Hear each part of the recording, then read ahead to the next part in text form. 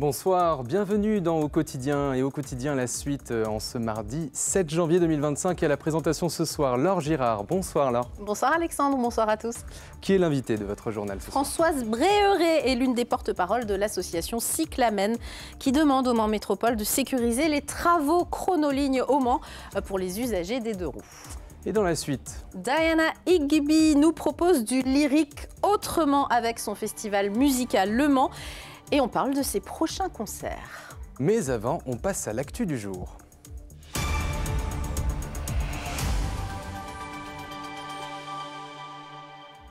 Bienvenue dans le journal du mardi 7 janvier avec au sommaire des vœux qui passent à la trappe. Pour des questions d'économie, certaines communes comme Fresnay-sur-Sarthe vont se passer de cérémonie de vœux à la population cette année. La visite de la nouvelle ministre déléguée chargée de la ville, notamment sur le site du futur centre commercial de l'EPO. 10 ans après les attentats de Charlie Hebdo qui ont sidéré le pays, nous vous proposons une archive de l'époque et puis le point sur le Vendée Globe des skippers sartois à quelques jours de l'arrivée des premiers bateaux. Vous l'avez donc entendu, un début d'année sans cérémonie de vœux à Fresnay-sur-Sarthe. Le choix est assumé par la maire LR, Fabienne Labrette-Ménager. Son but, dénoncer le flou budgétaire auquel sont confrontées les communes depuis la censure du gouvernement. Anthony Piton. Fresnay-sur-Sarthe va déroger à une tradition pourtant bien ancrée. En ce début d'année, il n'y aura pas de cérémonie de vœux pour les habitants. J'aime bien finalement faire le bilan de l'année et montrer les investissements qu'on fera dans l'année qui vient. Et là, franchement, j'ai pas grand-chose à montrer, donc voilà, c'est pour ça que j'ai décidé de ne pas les faire. Un choix que la maire de Fresnay-sur-Sarthe justifie par l'incertitude budgétaire qui plane sur sa commune, suite à la censure du gouvernement. On n'a pas du tout le montant des dotations de l'État, on ne sait pas sur quoi on va se baser pour faire notre budget. Et puis derrière, c'est tout un système qui finalement en découle. C'est-à-dire que quand l'État s'enrhume, nous, on a la grippe. On est dans une situation aujourd'hui qui est complètement dingo par rapport à ce qu'on a vécu avant. On n'a jamais vécu ça, nous, de pas connaître les dotations, d'avoir des trucs qui s'annulent à 3 mois de l'événement. Enfin, ça, on ne sait pas faire. Donc voilà, donc ça nous interpelle quand même. Et je pense que le fait de dire « je ne fais pas mes vœux parce qu'il y a ça qui se passe », eh bien, peut-être qu'en effet, ça va faire réfléchir les uns les autres, quoi. Économie réalisée, 2000 € qui serviront à la politique culturelle. Non, c'est pas un coût énorme, mais par contre, 2000 €, ça paye un spectacle quand même, pour l'été, pour les atypiques. Donc finalement, plutôt que de faire les vœux et qu'il y ait peut-être 300 personnes qui viennent, eh ben moi, je préfère avoir un spectacle ou deux de plus cet été et qui sera gratuit pour les gens. L'ancienne députée n'exclut pas de présenter ses futurs projets aux habitants plus tard, quand l'attente du budget et le début de l'année seront passés. Premier déplacement ministériel en Sarthe en 2025. Il s'agit de Juliette Méadel, ministre déléguée chargée de la ville. Elle est venue observer des aménagements urbains au Mans et à Allonne. Parmi les projets mis en lumière, le centre commercial de l'EPO qui devrait voir le jour en 2025. Les détails de cette visite avec Colin Ancel. C'est le premier déplacement hors Île-de-France de la ministre déléguée chargée de la ville, Juliette Méadel. Le but de sa venue, constater un projet important pour le quartier prioritaire des Sablons, le nouveau centre commercial de l'EPO. Vous avez un très bel exemple de reconstitution d'un centre commercial beau, de qualité, à taille humaine. Et en fait, le commerce, c'est indispensable dans les quartiers politiques de la ville, parce que ça crée du lien. Et tous ces lieux de convivialité, en fait, il faut les penser. Une réflexion et une réflexion totale. Au revoir à ces locaux passés de mode. Le nouveau centre commercial est moderne et les futurs commerçants seront scrupuleusement choisis. C'est pour ça que la NCT et la ville travaillent de concert sur les candidatures. On veut des commerçants qui font du commerce de proximité, de la proximité telle qu'on l'entend nous. Le but, faire cesser les trafics de drogue qui pouvaient avoir lieu à cet endroit. Des anciens commerces, seule la pharmacie est encore en activité et déménagera au mois d'avril. Le fait d'être le dernier, ça veut dire qu'on est là pour la population. La population n'attend que ça, n'attend que l'ouverture du centre commercial. Et il me pose la question tous les jours, est-ce que vous avez les commerçants? J'ai dit mais non, c'est pas moi qui suis le propriétaire du centre commercial. La ministre a donné rendez-vous, elle tentera d'être là à l'inauguration de la nouvelle pharmacie, prévue à la fin du premier semestre 2025.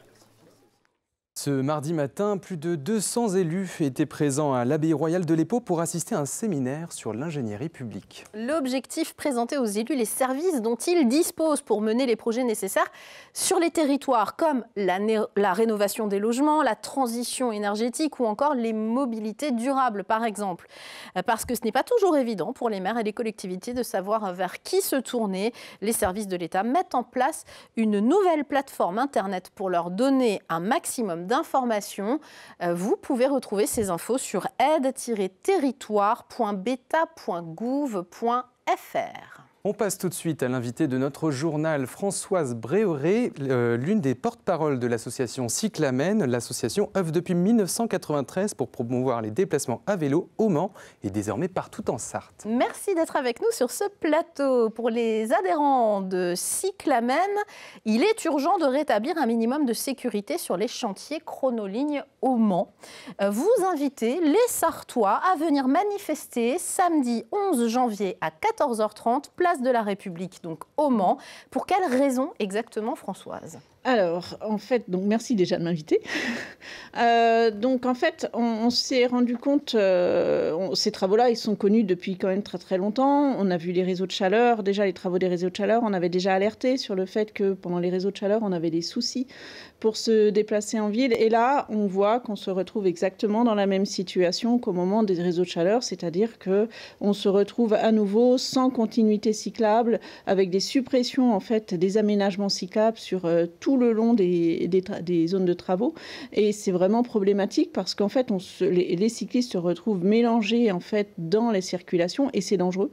Et c'est pas agréable, c'est dangereux. Et voilà, donc en fait, là, on alerte la collectivité territoriale, enfin le Mans Métropole, pour qu'on puisse en fait avoir des moyens de travailler correctement et pouvoir assurer ces continuités et des moyens sécurs pour se déplacer en vélo. Oui, sécure. Vous insistez là-dessus parce que vous dites c'est dangereux, mais vous craignez vraiment pour votre sécurité, votre intégrité physique quand vous êtes à vélo sur ces voies que l'on connaît. Il y a eu l'avenue Bollé.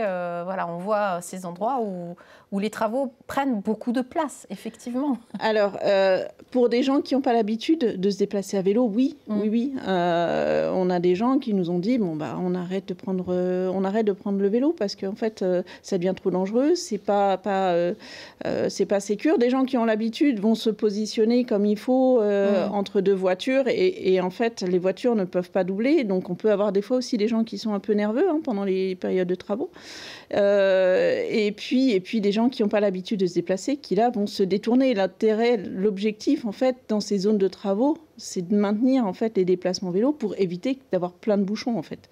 Vous en appelez à Le Mans Métropole et aux services avec qui vous travaillez régulièrement, mais vous avez le sentiment de ne pas avoir été suffisamment entendu si je vous écoute. Alors oui, on n'a pas été entendu. Ça fait quand même des mois et des mois qu'on alerte parce que ça fait très longtemps qu'on sait qu'on va avoir ces travaux. Les travaux ont commencé il y a 3 mois, je le signale. Oui, après ça fait très longtemps qu'on sait que ces travaux vont venir. Donc on leur avait demandé d'avoir une méthode pour pouvoir travailler sur ces aménagements et la prise en compte des déplacements vélos, d'avoir des règles qui puissent être imposées aussi aux entreprises qui font ces travaux-là. Et puis, on arrive à un constat, c'est qu'en fait, on se retrouve exactement dans la même situation qu'au moment des travaux de réseau de chaleur, c'est-à-dire rien. On n'a pas de continuité cyclable. On a à un moment donné des zones de travaux qui sont sur l'aménagement cyclable et on se retrouve inséré dans la voie voiture sans indication préalable, ni pour les cyclistes, ni pour les automobilistes. Ce que vous critiquez, c'est le plan de circulation qui n'a pas été prévu finalement pour vous pendant les travaux, en tout cas pour les 2 roues et éventuellement les autres mobilités douces. C'est ça. On a en fait à un moment donné des voies, le maintien de la circulation automobile. Et puis on sent que pour les piétons et pour les cyclistes, s'il y a de la place, on nous laisse de la place. Et s'il n'y en a pas, dommage pour nous, quoi. Justement, ça fait plusieurs jours qu'on peut voir dans les médias locaux des interventions de Cyclamen sur ce sujet, notamment dans la presse quotidienne régionale. Et hasard du calendrier, dans un communiqué qui vient de nous arriver ce mardi vers 17h30, un communiqué de Le Mans Métropole, eh bien, Le Mans Métropole, la collectivité, tient à rappeler que chaque axe de circulation impacté par les travaux des chronolignes bénéficiera à terme des voies réservées aux cyclistes. Donc il s'agit d'être patient. En attendant, sur les sites en travaux, la collectivité met à chaque fois en place des signalétiques d'alerte et de déviation. Et en substance, elle rappelle que les cyclistes doivent respecter les déviations et le code de la route comme tout le monde. Est-ce que vous avez eu connaissance de ce communiqué? Alors, juste avant de rentrer en plateau, effectivement, j'ai eu l'information très récemment. Donc, c'est vraiment une réaction à chaud. Oui, respect du code de la route, bien évidemment, pour les cyclistes comme pour les automobilistes. Parce que les automobilistes doivent aussi respecter le code de la route. Donc, on appelle exactement la même chose. De temps en temps des cyclistes qui ne mettent pas pied à terre et puis qui se disent « Allez, je vais doubler, je vais passer entre les voitures ». Des comportements qui peuvent être dangereux, évidemment. Mais on vous ne validez pas ce type de comportement. On ne peut pas les cautionner. Après, des fois, je pense qu'il y a certains cyclistes qui font aussi un peu, à un moment donné, comme on peut. Parce que c'est vrai, quand c'est dangereux, on fait en sorte de trouver l'endroit qui soit le moins dangereux. On a aussi des automobilistes qui prennent les ronds-points de l'avenue Bollé dans le mauvais sens, sans prendre le sens interdit, sans prendre le giratoire. Preuve qu'il doit y avoir quand même des problèmes d'indication et de signalétique. On se retrouve également avec des problèmes de déviation qui ne sont pas indiqués. On arrive au niveau d'une fermeture d'une voie cyclable et puis on nous dit déviation, passez par ailleurs et je passe par où? En fait, on a un problème de jalonnement, c'est-à-dire d'indication en fait de par où on doit aller et d'étapes intermédiaires pour arriver, pour éviter en fait cette zone qui est interdite. C'est quelque chose qui existe classiquement pour les voitures et en fait on ne l'a pas pour les cyclistes. Vous en appelez à donc c'est pour ça, c'est ce qu'on demande. Plus de clarté. Plus de clarté, plus de lisibilité, mais pour l'ensemble des usagers, en fait. Il faut que ce soit lisible pour les cyclistes, mais également pour les automobilistes. Si on veut que ce soit sécure, il faut que ce soit compréhensible pour les automobilistes aussi, qu'ils imaginent qu'à un moment donné, ils vont avoir un cycliste qui va arriver au milieu de la voie voiture, puisque sa voie à lui n'est pas la voie du cycliste a été supprimée. Merci Françoise Bréheret. Je le rappelle, vous êtes l'une des porte-paroles de l'association Cyclamen. Vous invitez, l'association invite les usagers des deux roues, même les piétons, pourquoi pas, à venir manifester place de la République samedi 11 janvier à 14h pour justement sécuriser... 14h30. 14h30, pardon. 14h, vous seriez un petit peu en avance pour sécuriser ces travaux. Il faut être à 14h. On partira à 14h30. Information, si vous le souhaitez, sur cyclamen.fr ou la page Facebook de Cyclamen qui est très bien alimentée. Merci. C'était il y a 10 ans, l'attentat contre Charlie Hebdo. 12 morts et 11 blessés ce 7 janvier 2015 dans et autour des locaux du journal satirique Charlie. Un acte terroriste mené par les frères Kouachi, l'élément déclencheur de nombreux attentats depuis cela, mais aussi un événement retentissant pour la liberté de la presse ou encore la pensée critique, une tuerie qui a immédiatement provoqué des réactions partout en France et évidemment sur notre territoire. Plongé dans nos archives avec ce sujet réalisé Place de la République le mercredi 7 janvier 2015, il y a tout juste 10 ans, au soir, un reportage de Florent Clavel. Compacte, presque silencieuse, une foule comme on en voit rarement Place de la République. Un millier de manceaux, choqués. La violence gratuite, la barbarie, l'horreur, voilà. Un choc très violent. Ça a été vraiment incroyable. Je suis restée collée à mon écran de télé et voilà. 12 personnes, journalistes, policiers notamment, mortes sous une pluie de balles et des symboles frappés en plein cœur ce mercredi. C'est le symbole de la liberté de la presse, la liberté d'expression. Moi, je l'achète régulièrement, Charlie Hebdo, et j'espère que la semaine prochaine, il paraîtra quand même. Ce sera le meilleur soutien qu'on puisse faire aux dessinateurs qui ont été assassinés. Quelqu'un qui n'aime pas une information qui est passée dans la télé, il va s'attaquer aux journalistes ou à la télévision. On a tous des pressions au jour le jour qui ne sont que des pressions, mais voilà, on peut tomber sur quelqu'un de violent qui va aller plus loin, quoi. Mais attention aux amalgames. L'islam de ces terroristes n'est pas celle de tous les jours, plaident les manceaux.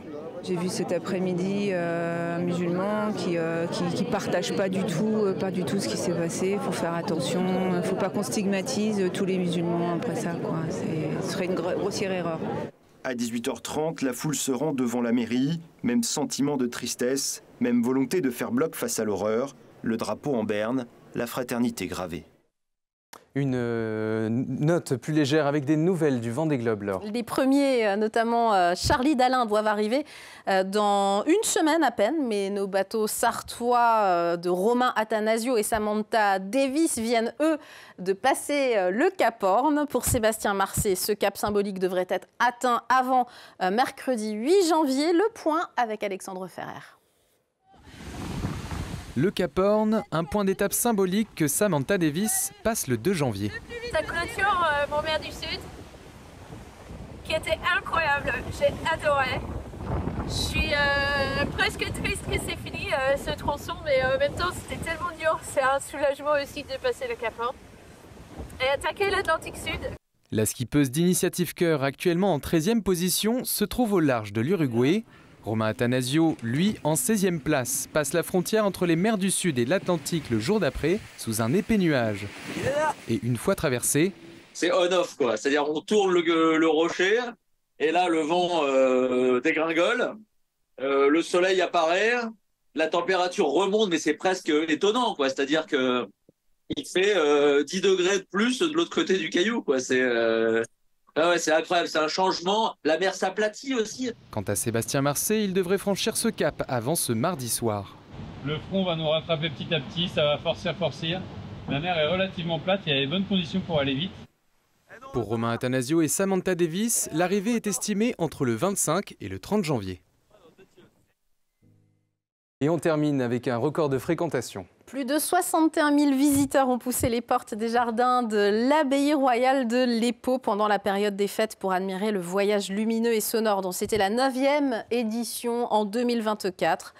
Preuve pour le président du département, Dominique Leménaire, que cet événement est devenu un rendez-vous familial incontournable. On confirme. Hein. On confirme, tout à fait. Et il y aura une édition en 2025, c'est déjà annoncé. À suivre, c'est la fin de notre journal. On se retrouve dans la suite d'Au Quotidien avec Laure Girard à la présentation, après une courte page de pub et de météo. À tout de suite.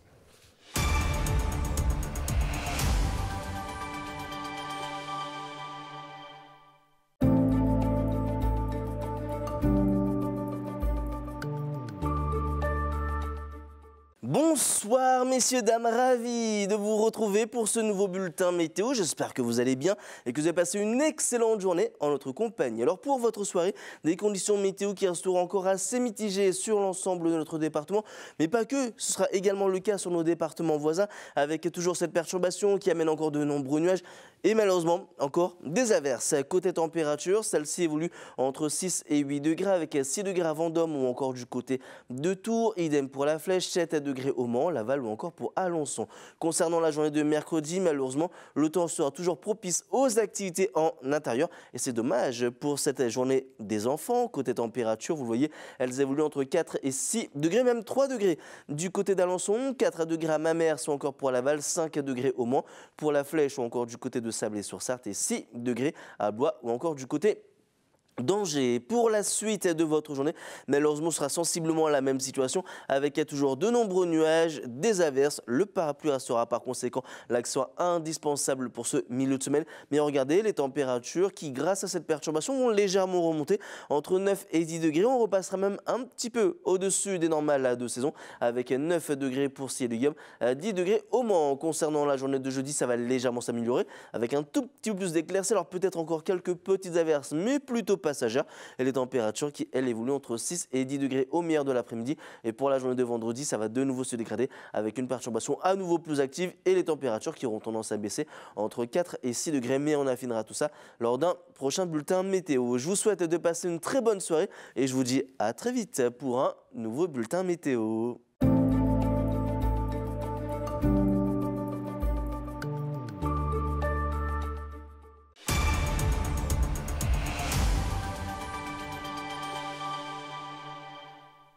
Retour dans la la suite en ce mardi 7 janvier avec la qualité de l'air pour commencer. L'indice reste moyen, vous le voyez, sur l'ensemble de la région. Pour mercredi également, du fait des concentrations en ozone dans l'air, les vents d'ouest et le retour de la pluie, mercredi devrait permettre de maintenir les concentrations des polluants à ce niveau. Nous recevons la talentueuse Diana Higby, que vous connaissez évidemment si vous êtes téléspectateur d'LMTV Sarthe. Merci d'être avec nous, Diana, créatrice du festival Musica. C'est marqué sur votre veste d'ailleurs. Voilà. Musica Le Mans, chanteuse lyrique évidemment. On va parler des prochaines dates de Musica parce que en 2025, non seulement vous fêtez les 10 ans de ce festival, mais ça continue. Oui, c'est les 10 ans, c'est palpitant. Faut continuer à se renouveler. On va dire que l'ambiance des subventions est un petit peu morose. Et par ce même fait, on essaye de faire une offre intéressante pour les personnes qui viennent. On a actuellement une offre à 10 € en avant-première. C'était censé s'arrêter juste avant Noël, mais on voit que ça continue à vendre. 10 € pour un spectacle, c'est quand même pas cher. Non, c'est pas très cher. C'est moins cher qu'une place de cinéma. Enfin, ça dépend où on va. C'est pas faux. Alors, je vais quand même le dire, on va parler du premier spectacle, le gala d'opéra. Parce que c'est votre marotte, l'opéra est vulgarisé, l'opéra vraiment pour le plus grand nombre, ça se passe à la salle des concerts du Mans, vendredi 31 janvier, prenez date, c'est à 20h30. Un gala d'opéra, un homme et une femme et vice-versa. Je voudrais qu'on écoute un air très très connu de l'opéra, parce que ça va faire partie de ce que propose Franck Le Guérinel, je le dis bien. Oui, c'est parfait, et il est installé à Tours, mais il est originaire de Nantes. Et donc, il a eu ce concept. Alors, c'est un très, très grand baryton qui chante à l'Opéra de Paris bientôt. Actuellement, il est à l'Opéra de Tours. Et là, il nous fait une fleur. En fait, il nous offre sa prestation en tant que narrateur. Parce qu'en tant que chanteur, malheureusement, musicalement, on n'a pas les moyens de l'engager. Mais en fait, c'est un ami et ça tombe très bien. Donc, il nous a concocté 8 tableaux du couple amoureux. De rencontres amoureuses. Voilà. C'est pour ça que je vous ai mis Carmen, parce qu'on parle d'amour. D'ailleurs, elle le dit, l'amour, l'amour. 8 rencontres amoureuses, mais à travers les époques. Parce que c'est ça. Il y a Carmen de Bizet, mais il y a West Side Story, La Bohème, Roméo et Juliette. On est dans différentes époques aussi, c'est ça l'intérêt de la chose. Oui, et c'est ça qui est génial, c'est que donc Shakespeare crée Roméo et Juliette, ça devient un opéra en italien et en français avec donc Gounod.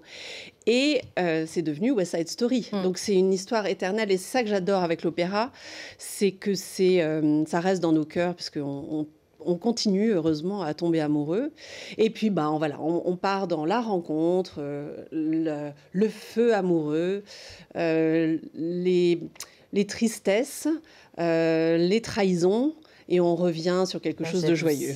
Évidemment. Mais ça fait du bien de parler d'amour. Le gala d'opéra à la salle des concerts du Mans, le vendredi 31 janvier à 20h30, évidemment. Vous pouvez trouver les places, et je le dis tout de suite, sur musica-lemans.fr. Et surtout, vous avez des sites Hello Asso à chaque fois pour acheter. Les places, si vous faites Hello Asso Musica Le Mans, vous trouvez ça. Le 18 mai, c'est pas tout de suite, mais vous le disiez, si on achète les places en avant-première, ça ne coûte que 10 €. Vous recevez... Alors vraiment, c'est une pointure. Jean-Paul Gasparian. Donc c'est le dimanche 18 mai à 17h. Salle des concerts du Mans. Toujours, qui est ce pianiste en un mot ? En un mot, on n'a qu'un mot là. C'est le talent. Il est exceptionnel. Encore une fois, merci la vie, parce que il se trouve que je connais son papa, on a travaillé ensemble, et donc il me fait une très belle fleur, parce que en fait, ces concerts à la salle des concerts du Mans, c'est un partenariat avec la ville du Mans, et c'était important pour nous de lancer une saison classique dont je rêve. Parce que j'adore le piano, c'était mon premier instrument. Et je n'ai jamais joué comme Jean-Paul Gasparian, évidemment. Les gens jouent comme lui, quand même. Il y a très peu de monde. Et en fait, on a énormément de chance, parce que donc il a sorti un nouveau disque qui s'appelle Origine, qui parle de ses origines à lui, musicales. Et en fait, on lui donne carte blanche. Je ne sais absolument pas ce qu'il va nous jouer pour l'instant. Mais il ne le sait peut-être pas lui-même. Voilà. En fait, c'est ça. On le laisse, je le laisse un tout petit peu terminer son mois de janvier. Et en plus, il est en tournée à droite et à gauche. Mais je vais savoir... Normalement, on va annoncer le programme bientôt. D'un mot, vraiment rapidement, vous proposez des stages de chant. Je le signale, il reste une place pour le samedi le week-end du 18-19 janvier prochain. Il reste une place. N'hésitez pas, n'ayez pas peur, c'est le mot que vous voulez vraiment transmettre aux gens. N'ayez pas peur d'essayer de chanter, quel que soit votre niveau, vous pouvez y aller. C'est 90 € le stage, c'est tout un week-end avec d'autres personnes dans une ambiance hyper sympa. Il y a également des stages en février les 15-16, les 22-23 pendant les vacances scolaires. Et puis, vous ferez la même chose pendant les vacances d'avril. D'un mot d'un seul, Diana, c'est la convivialité, c'est le bien-être autour du chant. C'est se dire que tout le monde peut chanter.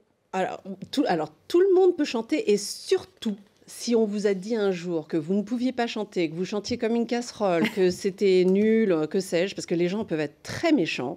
C'est pas faux. Moi, j'ai donc fait cette expérience l'année dernière parce qu'il y avait une énorme demande. Tout le monde me dit, vous donnez des cours de chant.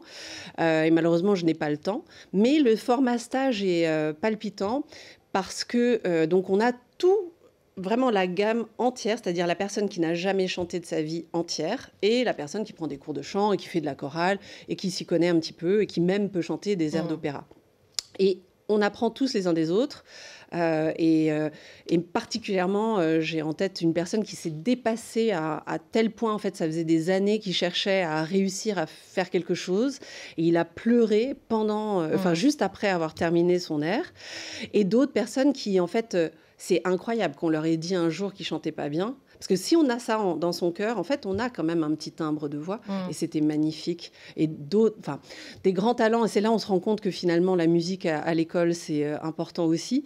Parce qu'on est passé à côté de plein de chanteurs lyriques qui auraient pu en faire quelque chose. Et non. On va tous être chanteurs lyriques grâce à Diana Higby. En tout cas, on peut s'amuser.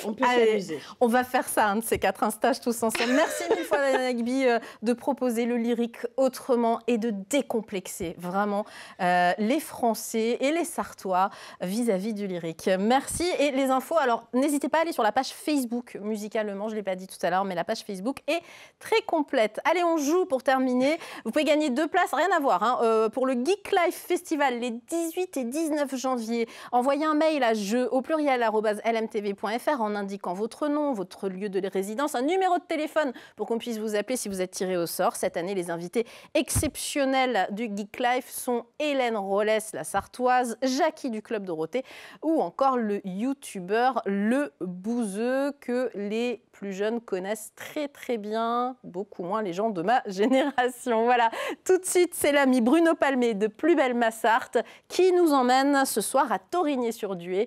On se retrouve demain en direct à 18h30. D'ici là, passez de très bons moments sur LMTV.